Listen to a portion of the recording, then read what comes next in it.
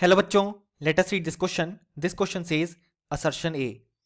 An element may have variable equivalent mass. Reason are such elements should possess variable valency. और हमारे options हैं option A both A and R are true and R is the correct explanation of A. Option B both A and R are true but R is not the correct explanation of A.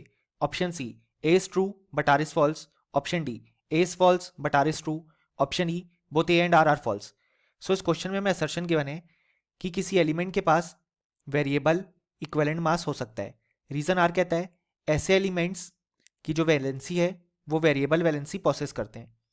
सो इस question को solve करने के लिए हमें जो की concept required है वो है कॉन्सेप्ट ऑफ इक्विवेलेंट मास.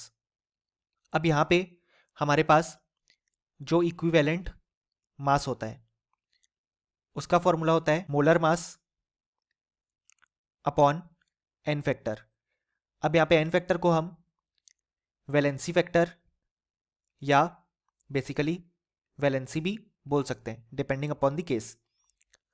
सो अगर किसी एलिमेंट के पास वेरिएबल वैलेंसी है या बेसिकली वेरिएबल एन फैक्टर है, सो उस केस में हम देख सकते हैं कि अगर ये वाला टर्म वेरिएबल है क्योंकि मोलर मास वाला पार्ट तो फिक्स्ड है, तो एन फैक्टर वाला या वैलेंसी वाला पार्ट वेरी कर रहा है, मतलब वो एलिमेंट वेरिएबल वैलेंसी शो कर रहा है.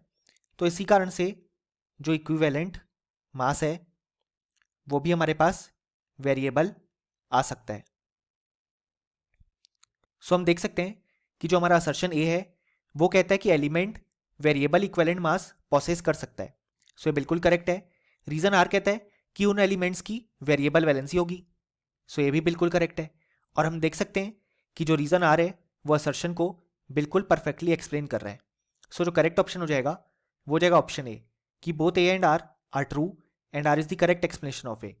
और फाइनली हम लिख सकते हैं कि इस क्वेश्चन का हमारे पास जो करेक्ट आंसर आ गया वो आ गया option A. Hope you understood it well. Best of luck.